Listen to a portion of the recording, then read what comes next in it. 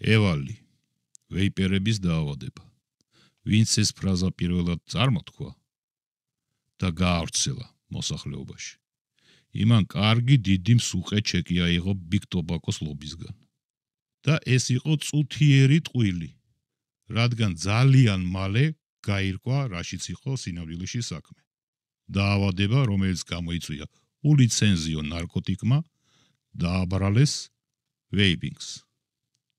Big Tobacco-s ეს აწყობდა, ეს ინფორმაცია გაავრცელა, ჯერ გადაუხადა ფული, დიდი ფული გადაუხადა იმას, ვინც იკადრა და დააბრალა ეს vaping-ს, შემდეგ უკვე სიამოვნებით აიტაცა უცოდინარმა თეთრხალათიანმა აფერისტებმა ეს ინფორმაცია და ავრცელებს მარჯვნიდან მარცხნივ, რომლის ნაწილი აზრზე არ არის რაზე ლაპარაკობს, ხოლო მეორე ნაწილი, რა თქმა უნდა, სარგებელს ღებულობს დღესაც.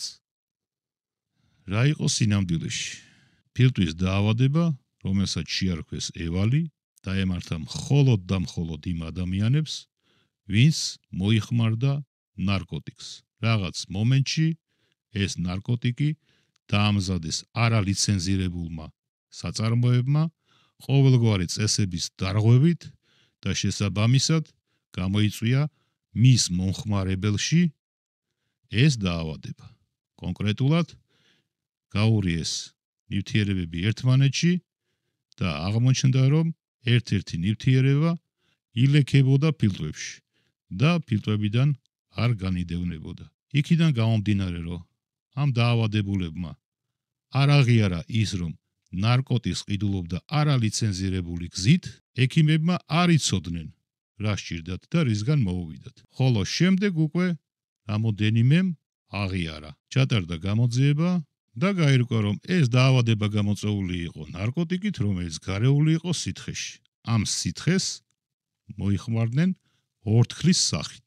მოწყობილობაში შეგვიძლია ჩავასხათ სითხე უნიკოტინო, ან სითხე ნიკოტინის შემცველი, ჩვეულებრივი ნიკოტინის შემცველი, რომელიც ჩვენ ჩაგვენაცვლება ჩვენ ნიკოტინის დამოკიდებულების დასაძლევად, ხოლო შეგვიძლია ჩავასხათ ნარკოტიკი. თუ კი ვართ ნარკომანები და გვჭირდება რაღაცა ნარკოტიკის დოზა რომ მივიღოთ.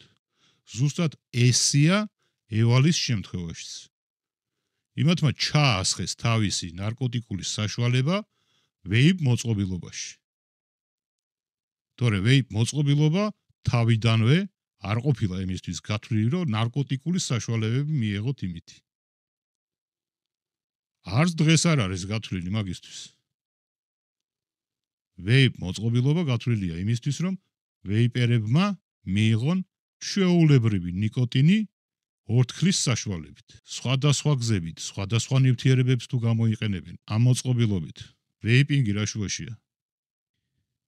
ვეიპინგი ეწოდება მხოლოდ და მხოლოდ ტუტე ნიკოტინის მიღებას ორგანიზმში ორთქლის საშუალებით.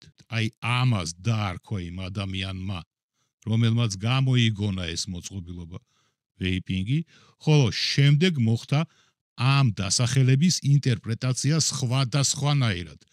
სხვა ნივთიერებას თუ ღებულობს ადამიანი ორგანიზმში, ორთქლის საშუალებით, ამას უნდა დაერქვას თავისი სახელი. უბრალოდ ამას თავის სახელს არ არქმევენ. როდესაც ორგანიზმში ორთქლის საშუალებით ღებულობენ ნარკოტიკს, ამას უნდა დაერქვას თავისი სახელი, ანუ ნარკო-ვეიპინგი. კი ბატონო, ევალი არის ნარკო-ვეიპერების დაავადება და არა ვეიპერების დაავადება. აი ეს ნარკო არასოდეს არ უნდა ამოიღოს არავინ წინიდან. ნარკო-ვეიპინგი და არა ვეიპინგი.